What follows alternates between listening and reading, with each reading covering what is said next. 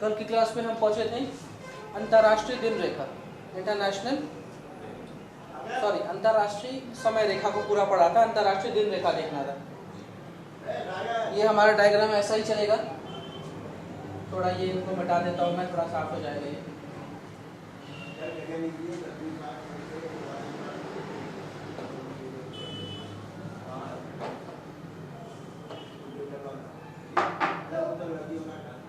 जब हम समय की बात करते हैं तो 12 बजे से पहले, दिन के 12 बजे से पहले बोलते हैं एएम, 12 के बाद पीएम बोलते हैं। कोई बताएगा फुल फॉर्म क्या है एएम और पीएम का? After morning, after midnight. और पीएम मतलब पोस्ट मिडनाइट। सारी कहानी क्या मिडनाइट पे ही चालू होती है? हमने अभी समय के लिए जो रेखा देखी है वो सीधी रेखा थी, उन्हें हम लॉन्गिट्यूड्स कहते हैं। इसकी शुरुआत हुई थी 0 डिग्री रेखा, 0 डिग्री लॉन्गिट्यूड से, जिसकी की थी जिसकी बात चालू हुई थी लंदन में ग्रीनविच लेबोरेटरी से, इसलिए उसको ग्रीनविच मीन टाइम भी कहते हैं। कल हमने ये भी देख लिया कि भारत जो है वो 0 डिग्री लॉन्गिट्यूड से 5.5 घंटे आगे, क्योंकि वो पूरब दिशा में।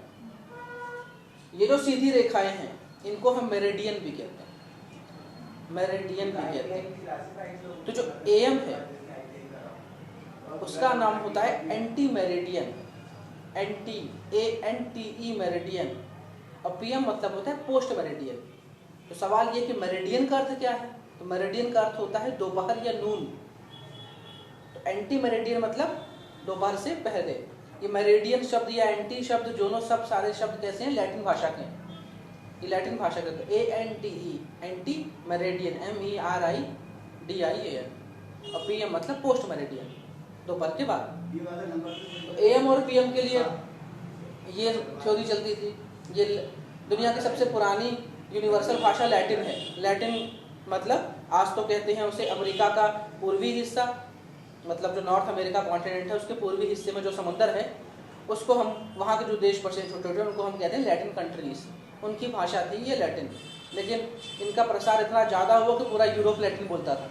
हमारे पास जो आज की डिक्शनरी है उनमें एक और शब्द भी आता है, हर शब्द का एक लैटिन शब्द भी आता है, ठीक है। तो ये एएम और पीएम की कहानी है। हमने वो रफ्तार की क्लास में बताया था जो पोल से पोल रेखाएं जा रही है उनको लॉन्गिट्यूड कहते हैं। उनकी कुल संख्या 360 थी। मतलब होने को तो ये पूरे कंप्लीट सर्कल है, और सर्कल तो 180 ही बनेंगे, लेकिन ये आधा सर्कल एक नाम, आधा सर्कल एक नाम, ठीक है। तो जो 0 डिग्री लॉन्गिट्यूड है वो अंतर्राष्ट्रीय दिन रेखा तय करती है, और इसके जस्ट पीछे होगा 180 जो बताई कि अंतर्राष्ट्रीय 0 डिग्री बताती है अंतर्राष्ट्रीय समय रेखा, और इसके जस्ट पीछे होगी 180 डिग्री लॉन्गिट्यूड, वो बताएगी अंतर्राष्ट्रीय दिन रेखा, ठीक है। वहां भी वही चीज है।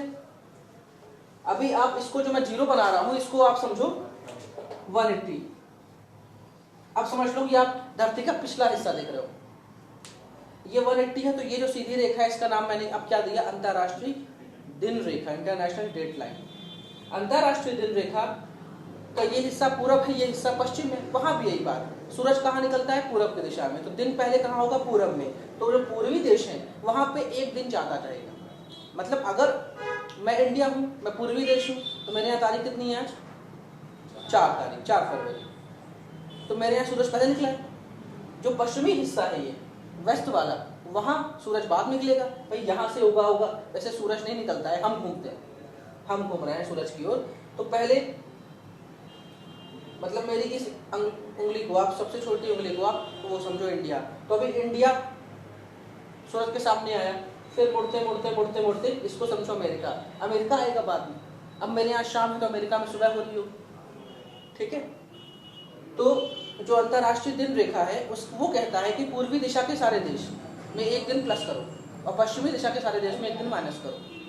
सेम फंडा है, कोई अलग चीज नहीं है। अभी हम अगर इसको 0 बोल देंगे तो ये बात हो जाएगी, बोलिए।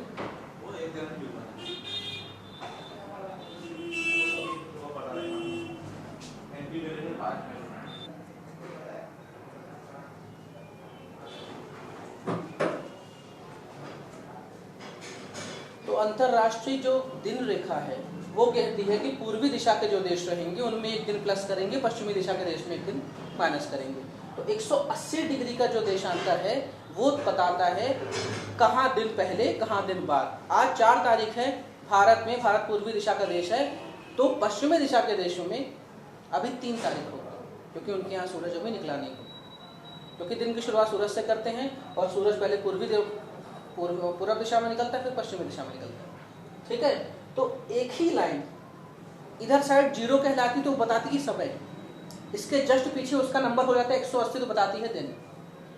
ठीक है, एक कंप्लीट सर्कल, जैसे कभी सवाल आ गया कि इस अर्थ में एक कंप्लीट सर्कल वो कौन सा है जो 2 तरह की जानकारियां देता है, तो उस सर्कल का नाम हो जाएगा वो कौन सा है, वो एक अक्षांश है, मतलब वो एक लॉन्गिट्यूड है जो 0 डिग्री में नाम बताता है अंतर्राष्ट्रीय समय का, और वही जब पीछे घूमता है 180 नंबर पे आता है तो बताता है अंतर्राष्ट्रीय दिन रेखा। ठीक है, तो एक लॉन्गिट्यूड लेकिन जानकारी 2 देता है। अब सवाल ये होता है कि हमारा भारत ही सही शेप का नहीं है, कहीं ऊपर है, कहीं नीचे है, कहीं पतला है, कहीं मोटा, इस तरह दुनिया के हर देश का जो बनावट है वो थोड़ा अजीब है। अब जब इनकी बनावट ऐसी है तो कोई बिल्कुल सटीक तो हम इनको काट नहीं पाते होंगे कि भाई आप अगर स्क्वायर होते तो त्रिभुज होते तो हम आपको सटीक काट लेते।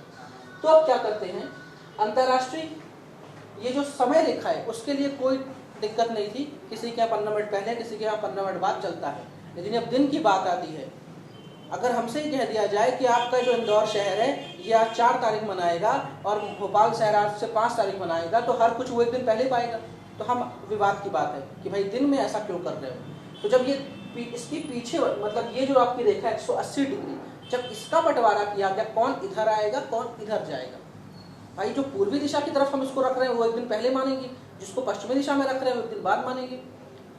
तो उसमें जब बंटवारा हुआ तो मानिए कि कोई देश है जो ऐसा है, ठीक है, थोड़ा इसको और कर देता हूं, ऐसा, ठीक, अंतरराष्ट्रीय कौन सी रेखा बना रहे हैं, दिन रेखा, तो वो रेखा ऐसे आई और यहाँ से थोड़ी बेंड, एक देश यहाँ भी था ऐसा, तो यहाँ से थोड़ी बेंड करके इसको नीचे ले आए, मतलब परफेक्ट लाइन नहीं बनाई हमने अंतरराष्ट्रीय दिन रेखा में। क्यों?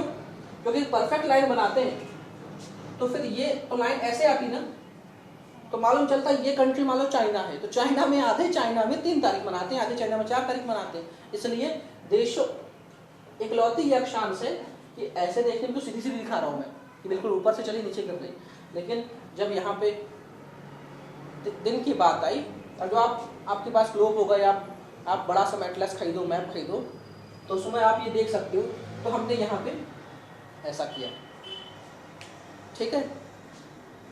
ये जो जमीन है इसको मैं कह रहा हूँ अलास्का, अलास्का ठंडा इलाका है, अमेरिका का इलाका है। ये जो जमीन है इसको मैं कह रहा हूँ साइबेरिया, साइबेरिया ठंडा इलाका है, रूस का इलाका है, ठीक है। इन दोनों जगह पे कोई रहता नहीं है, इन दोनों के बीच में समुंदर गुजरता है, और यहाँ पे इन दोनों के जो समुंदर है उसके बीच में जो पानी है उसमें संधि हुई है बेरिंग स्ट्रेट। संधि कैसे होती है, नाम क्यों पड़ता है, वो हम संधि पढ़ेंगे तो बता देंगे। लेकिन अलास्का और साइबेरिया के बीच में जो समुंदर है उनके बीच में, आप लोगों ने शायद चेन्नई एक्सप्रेस देखी होगी, उसमें वो पकड़ लेते हैं, तुम श्रीलंकन वाटर में हो, तो भाई समुंदर के अंदर क्या पता कब इंडिया आ गया कब श्रीलंका आ गया। ऐसे यहाँ भी होता है, इस तरह जमीन का बंटवारा उस तरह होता है, उस तरह पानी का बंटवारा भी होता है, ये तुम्हारा पानी ये हमारा पानी। तो अलास्का और साइबेरिया के बीच में बेरिंग स्ट्रेट है, तो बेरिंग स्ट्रेट मतलब बेरिंग जल संधि अंतरराष्ट्रीय दिन रेखा का एक स्वरूप है या रूप है। मतलब अगर आप कंफ्यूज हो गए कि अंतरराष्ट्रीय दिन रेखा मैं कहाँ से निकालूंगा, लेट करो किसी ने बोल दिया ड्रॉ करके दिखाओ, तो आपके पास सबसे अच्छा चिन्ह क्या है, अलास्का और साइबेरिया के बीच से लाइन खींच देना। तो ये क्या है, इधर वाला रूस किधर है, ईस्ट में आएगा, क्यों आएगा, क्योंकि इंडिया के थोड़ा सा ऊपर है। लेकिन ध्यान रखो मेरी धरती गोल है, अब अगर तुम इसको ईस्ट कह रहे हो तो इसको भी थोड़ा ईस्ट कह दो, लेकिन नहीं, अगर सबको ईस्ट कहूंगा तो वेस्ट कौन होगा, इसलिए बीच से लाइन बना दी, तुम वेस्ट वाले तुम ईस्ट वाले, तुम्हारे एक दिन पहले तुम्हारे एक दिन बाद। तो ऐसी कौन सी जल संधि है जो कि अंतरराष्ट्रीय डेट लाइन, अंतरराष्ट्रीय समय रेखा में भी अपना योगदान देती है, तो वो है बेरिंग जल संधि या बेरिंग स्ट्रेट। किनके बीच में है, तो अलास्का और साइबेरिया के बीच में, ठीक है। अलास्का यूएस का हिस्सा है और साइबेरिया रशिया का हिस्सा है। तो ये हुई आपके लिए अक्षांश, सॉरी देशांतर की कहानी, इंग्लिश में लॉन्गिट्यूड की कहानी, ठीक है। कुल मिला के ये 360। अब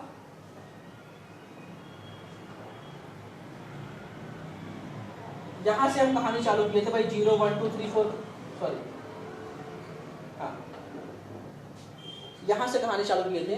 ये 0 था और यही इसके पीछे वाला क्या था 180। तो जो 0 रहता है उसका एक नाम और पड़ेगा, क्या नाम पड़ेगा 360 भी। अगर शुरू कर रहे हैं तो 0 बोलोगे, जब एंड में पहुंचोगे तो वही क्या हो जाएगा 360। तो जो आपकी 0 मतलब 0 लॉन्गिट्यूड मतलब अंतरराष्ट्रीय समय रेखा। अंतरराष्ट्रीय समय रेखा के दो नाम, या तो 0 डिग्री लॉन्गिट्यूड या 360 डिग्री लॉन्गिट्यूड। 360 डिग्री लॉन्गिट्यूड या देशांतर बोलेंगे तो भी अंतरराष्ट्रीय समय रेखा पे रहोगे, या 0 डिग्री देशांतर बोल देंगे तो भी आप अंतरराष्ट्रीय समय रेखा पे, ठीक है। तो कंफ्यूजन, क्योंकि हमारी धरती गोल है, घूम के तो वहीं पहुंच जाएंगे, ठीक।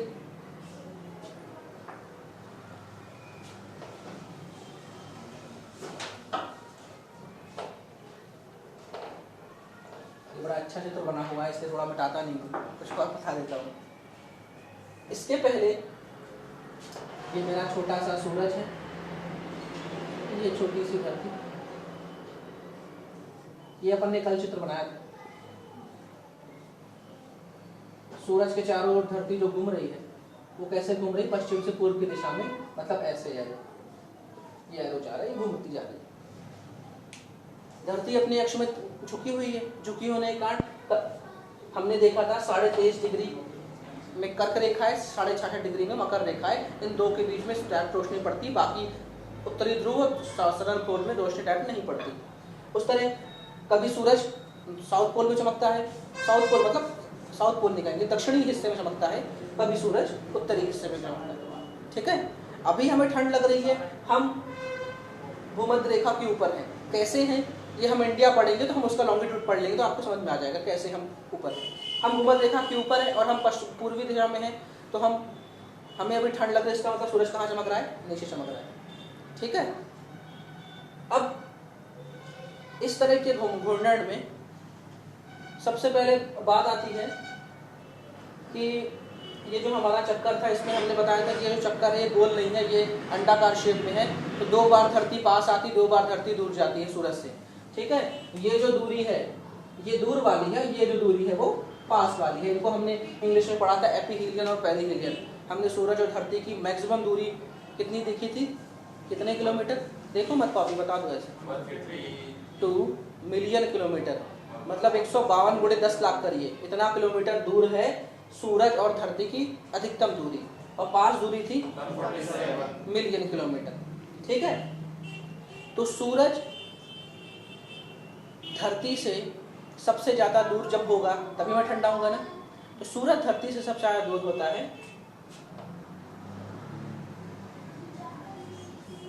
21 जनवरी, ठीक है, और सबसे करीब होता है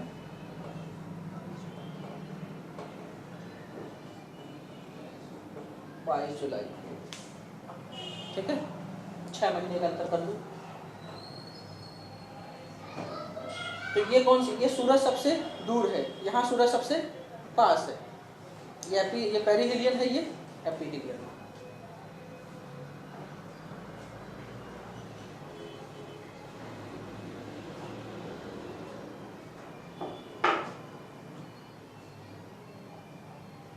ठीक है।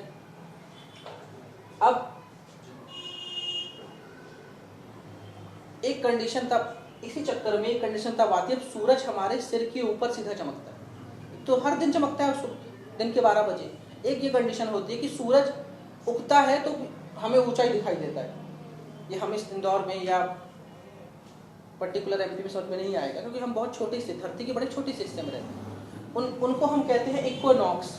इक्विनॉक्स मतलब सॉरी, उनको हम कहते हैं सॉलिस्टिस। सॉलिस्टिस शब्द देते हैं। सॉलिस्टिस मतलब सूरज धरती के 90 डिग्री पे, धरती के 90 डिग्री पे वो चमक रहा है, उसे कहते हैं हम सॉलिस्टिस।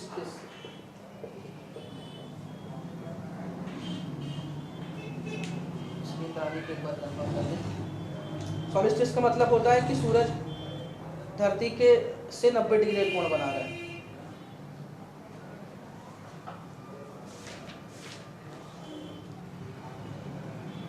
इसमें भी 6 महीने का अंतर रहेगा, जो मैं तारीख लिखूंगा उससे 6 महीने आप आगे चले जाएंगे।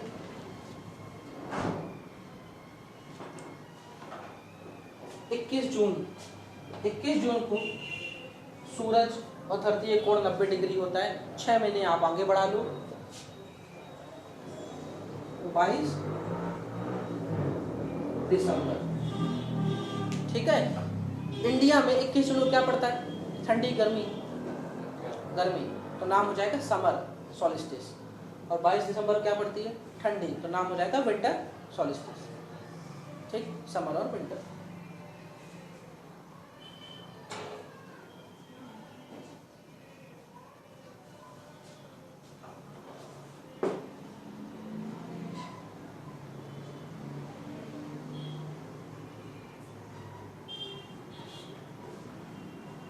एक और है, इसी में एक पोजीशन आती है जब दिन और रात बराबर होते हैं, उन्हें हम इंग्लिश में कहते हैं इक्विनॉक्स। जब दिन और रात बराबर होते हैं। यहाँ भी 6 महीने का अंतर रहेगा। क्यों 6 महीने क्यों अंतर रहेगा? बार बार 6 महीने का अंतर बोल रहा हूँ, 6 महीने का अंतर क्यों रहेगा?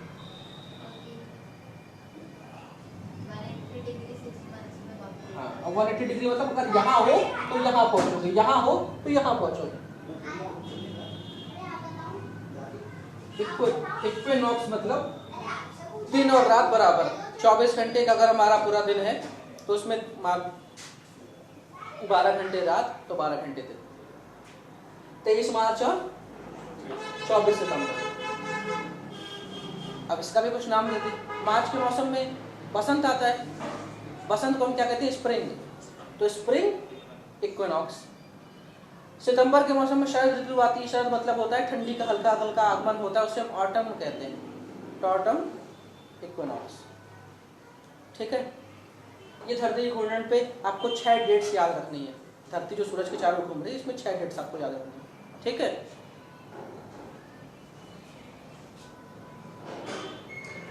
अब हम इसको भी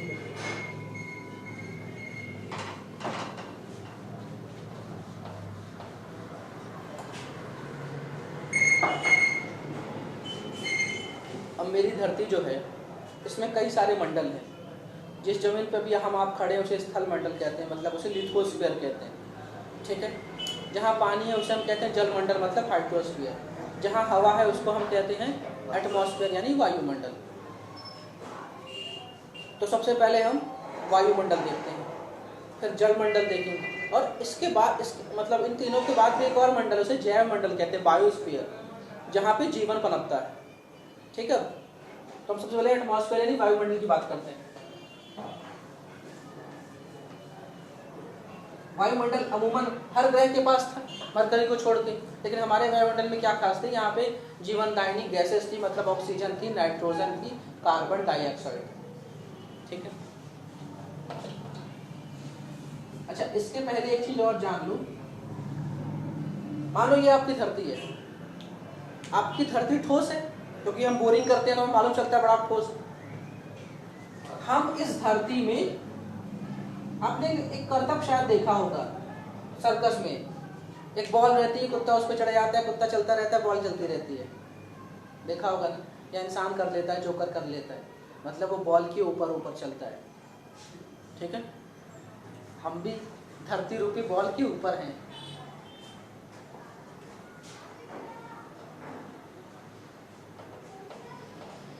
हम झूला झूलते हैं, हमें थोड़ा सा झूला उल्टा होता है, हमें चक्कर आ जाता है।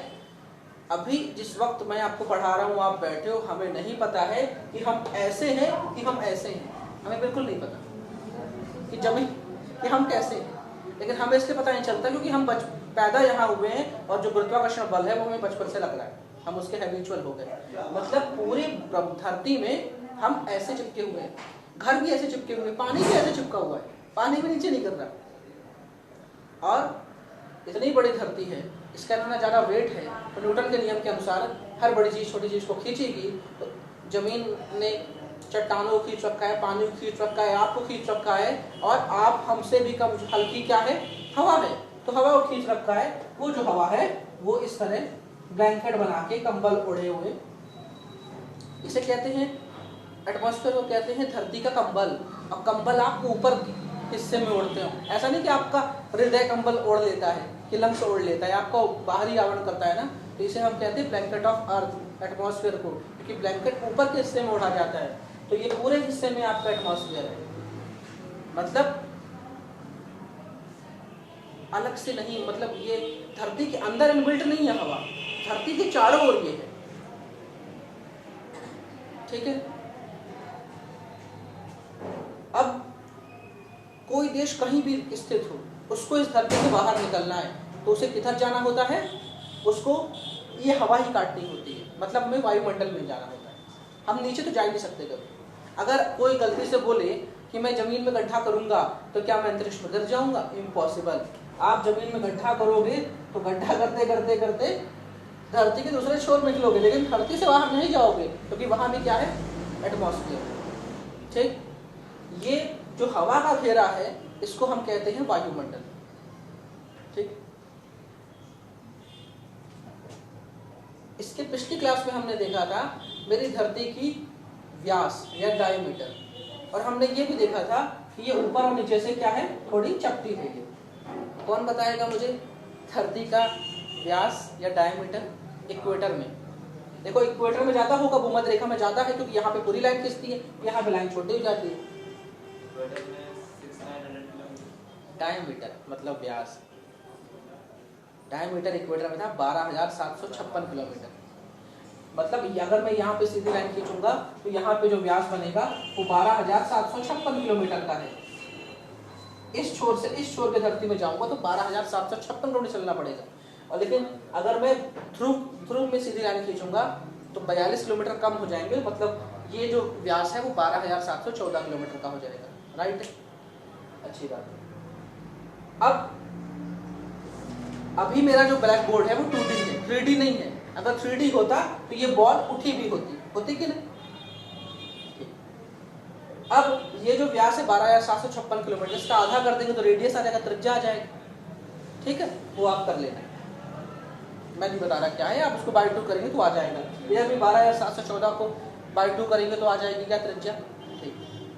अब ये बताओ, जो आदमी पोल में खड़ा है और जो आदमी इक्वेटर में यहाँ खड़ा है, इसका मैं यहाँ पे इंसान बना रहा हूँ, इसका मतलब ये बीच में नहीं बैठा, इसके ऊपर तो वो है ना सरफेस, तो दोनों में कम दूरी किसे तय करनी पड़ेगी धरती से बाहर जाने के लिए? धरती से बाहर जाना है मुझे, तो किधर से कम दूरी पड़ेगी? पोल से, क्योंकि पोल चपटा है, ठीक है भाई। ये ऐसा सर्कल बनता, लेकिन सर्कल ऐसा है, तो इतना तो नहीं जाना पड़ा ना, हाँ?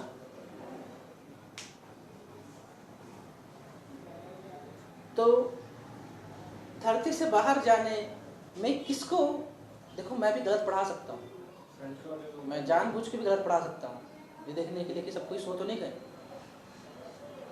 तो भूमध्य रेखा में खड़े हुए व्यक्ति को बाहर निकलना अंतरिक्ष में, उसको कम दूरी तय करनी पड़ेगी कि पोल्स वाले को?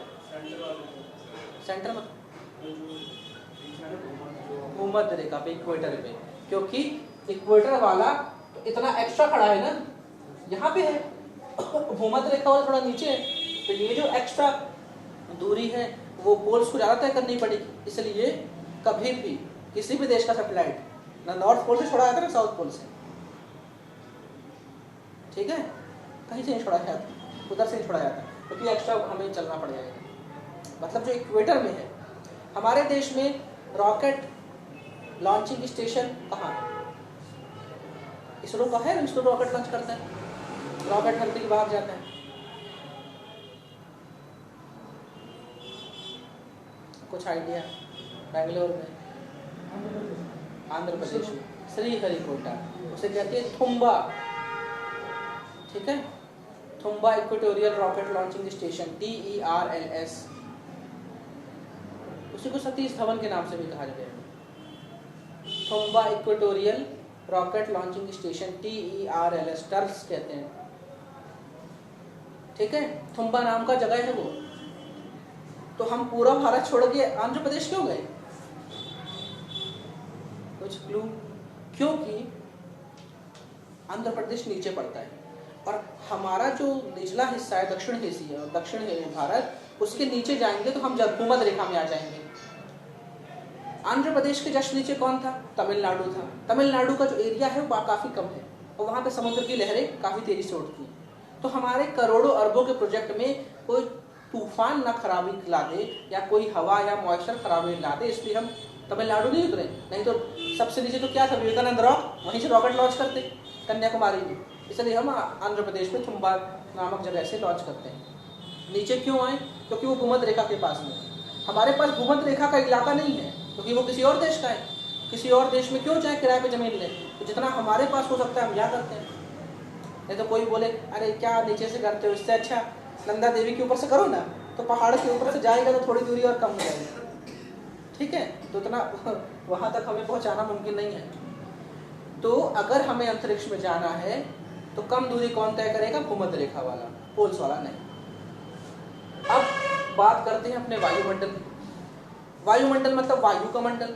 यहाँ पे गैसेस हैं, तो सबसे ज़्यादा गैस कौन सी है? नाइट्रोजन, सबसे ज़्यादा 78%। फिर है ऑक्सीजन 21%। तो ये दोनों भाई साहब भी मिलकर 99 हो गए। तो बाकी 1% में सब कोई है। थर्ड नंबर पे आर्गन आती है, ठीक है, फिर कार्बन आती है, सबसे ज़्यादा नाइट्रोजन है। और नाइट्रोजन किस काम के लिए है? नाइट्रोजन जो हमारे पास लेग्यूमिनस प्लांट्स होते हैं, मतलब जो हमें प्रोटीन्स देते हैं, जैसे हमारे दाल के पौधे हो गए, ठीक है, इन सब में प्रोटीन कैसे बनता है? नाइट्रोजन से। और प्रोटीन ना होगा तो मेरी शरीर का ढांचा ऐसा नहीं रहेगा, ना हाथदार रहेगा ना पैर, यहाँ पे रात में लेके सोएंगे सुबह हाथ गिर जाएगा। क्योंकि प्रोटीन क्या है? Body building material of our body. घर क्यों खड़ा है? क्योंकि इसमें सीमेंट लगी है, और हमारे शरीर में जो सीमेंट है वो प्रोटीन। तो नाइट्रोजन है तो पेड़ों में से हमें जो भी फल और सब्जियां वो अनाज प्राप्त होता है उसमें प्रोटीन मिल जाता है। ऑक्सीजन है तो हम सांस ले लेते हैं, ठीक है। आर्गन इनर्ट गैस है, कोई काम नहीं। थोड़ा सा बहुत कम हिस्सा कार्बन है मेरे पास, बहुत कम हिस्सा, मतलब प्रकृति ने कार्बन मुझे कम दिया, लेकिन हमने यार इतना कार्बन कर दिया कि आज हम दुनिया भर में कॉन्फ्रेंस ऑफ पार्टीज होता है ना, COP 16 अभी हुआ था पेरिस में, उसमें पेरिस के फ्रांस के राष्ट्रपति नहीं आ पाए थे, ठीक है, नहीं सॉरी कहाँ हुआ था? COP 16 जर्मनी में या इटली में कहीं हुआ था, अभी हुआ था 1 महीना पहले। वहाँ फ्रांस का राष्ट्रपति इसलिए नहीं आ पाया था क्योंकि वहाँ पे हमला हो गया था फ्रांस में, अभी लेटेस्ट हमला होता ना आतंकवादियों का फ्रांस में, इसलिए वो नहीं आ पाए। तो कॉन्फ्रेंस ऑफ पार्टीज जो होता है, कोप सम्मेलन हो रहा है। कोप मतलब बचे हम धरती के कोप से बचे। कोप मतलब सब लोग मिलते हैं और बात करते हैं, दुनिया भर में इतना कार्बन हो गया है, इसको कम कैसे करें, ठीक है। तो कार्बन मेरे पास प्रकृति ने मुझे बहुत कम दिया था, वो हमारी हरकतों ने कार्बन इतना बढ़ा दिया। कार्बन बढ़ाओ बेशक, पेड़ भी लगाओ उतने कि वो CO2 खींच ले, पेड़ कम लगा रहे हैं। तो हम चलते हैं वायुमंडल के पास। वायुमंडल को जब हम पूरा पार कर लेंगे तो हम कहाँ चले आएंगे? व्योम में, अंतरिक्ष में, जहाँ कोई वायुमंडल नहीं। मेरे पैर के अंगूठे में भी हवा का प्रेशर है, पैर आंखों में भी है, पेट में भी, आंख में, नाक में, सिर में और कहीं। शरीर में सबसे जल्दी क्या थकता है? पैर। क्यों? पहले तो आपको लेकर ढो रहा है, और दूसरा कुछ नहीं तो 1 मीटर एरिया की हवा उसको ज्यादा पड़ रही है ना, क्योंकि वो नीचे। तो मेरे ऊपर जो ये एटमॉस्फेयर है, इतनी सारी गैसेस हैं, उनका कुछ दाब होगा, कुछ प्रेशर होगा, उसे मैं कहता हूँ वायुमंडलीय दाब या एटमॉस्फेरिक प्रेशर, ठीक है। उसकी इकाई जो है वो क्या है? बार। उसकी इकाई है बार। और क्या है? पास्कल। पास्कल साहब ने इसको बताया, तो पास्कल भी है और बार भी है। इसको नापने के लिए हम लोग बचपन से पढ़ते जा रहे हैं कि भाई मरकरी या पारा 76 सेंटीमीटर उठ जाता है। कैसे? एक यू शेप की वो लेते हैं, फनल लेते हैं यू शेप का, उसका दोनों मुंह क्या होता है? खुला होता है। उसमें हम मरकरी डालते हैं, पारा। क्यों मरकरी डालते हैं? क्योंकि वो किसी से रिएक्शन नहीं करता। आपके हाथ में भी रख देंगे ना तो धनकेगा बूंद जैसे, लेकिन जब वो हटेगा तो आपका हाथ गीला भी नहीं होगा, ऐसा होता है पारा। और पारा बहुत खतरनाक जहर भी होता है, थोड़ा सा खाने में डाल तो पता नहीं चलता, इंसान चला जाता है, तो वो जो यू शेप की हमने फनल ली, उसमें हमने पारा डाला, ठीक। एक तरफ से हमने क्या कर दिया, उसको बंद कर दिया, दूसरी तरफ से मुंह खुला हुआ था ऐसा, ये होगी शायद, ये इसका मुंह क्या है, खुला हुआ। इस मुंह को मैंने बंद कर दिया, यहाँ पे क्या डाल दिया मैंने, मरकरी।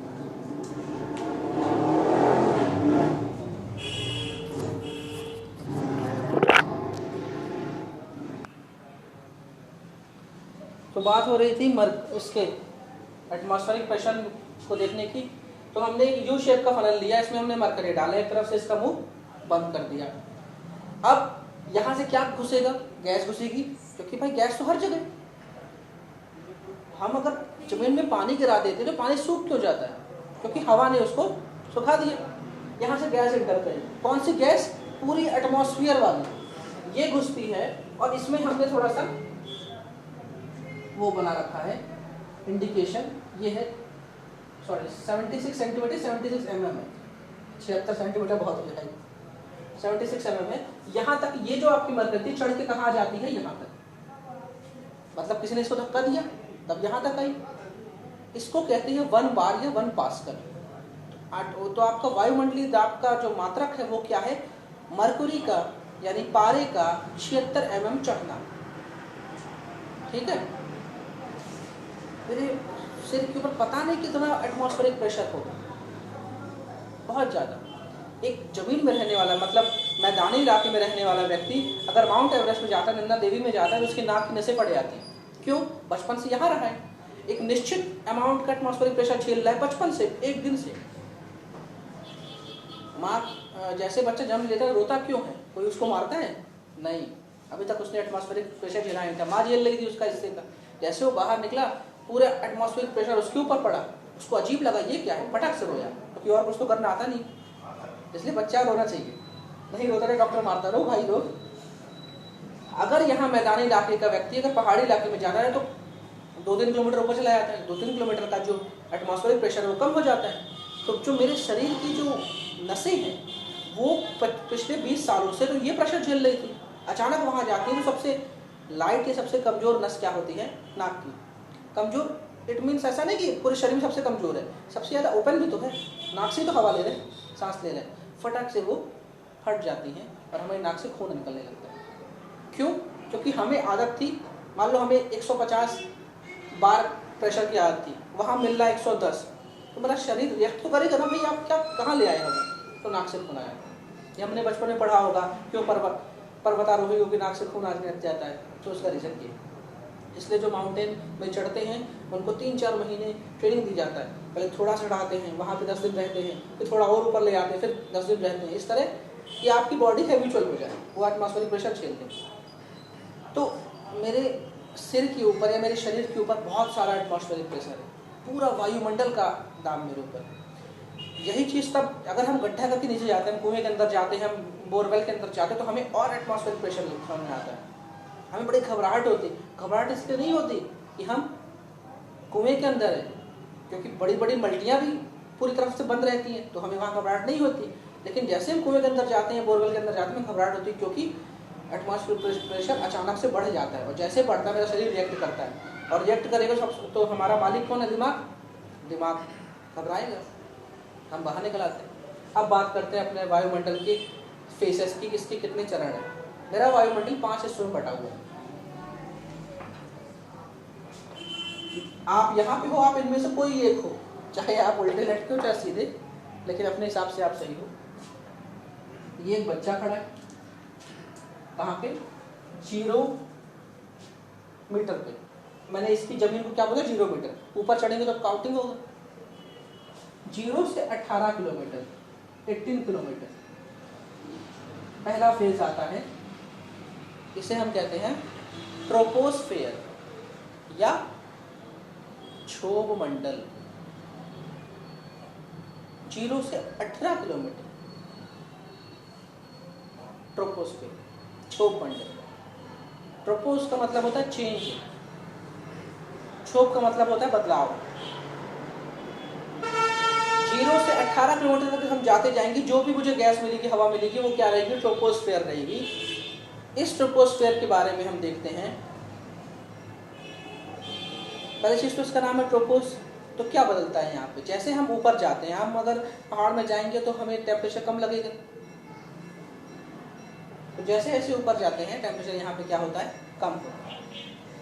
ठीक है, पहला चीज़। दूसरा, पानी भाप बनता है, इवेपोरेट होता है। ठीक है, ऊपर जाता है, कंडेंस होता है, बादल बनता है, बादल से बारिश होती है। बादल कहाँ बनते हैं, कौन वाले बादल, बारिश वाले बादल कहाँ बनते हैं, क्षोभ मंडल में। बारिश भी कहाँ होती, यहीं पे। बिजलियां कड़कती हैं, कहाँ कड़कती हैं, क्षोभ मंडल में। ठीक है, इसलिए इसका नाम है ट्रोपोस्फियर। यहाँ पे कभी भी कुछ भी बदलाव हो जाता है। हमारा जो मौसम विभाग है, वो मौसम विभाग की जानकारी इतने ही एरिया के बादलों को देख कर बताता है। ठीक है, कैसा आपका मौसम रहेगा अगले दिन का, अगले 4 दिन का, 5 दिन का। एक शब्द आता है मौसम और एक शब्द आता है, इंग्लिश में कहते हैं वेदर और क्लाइमेट। वेदर मतलब होता है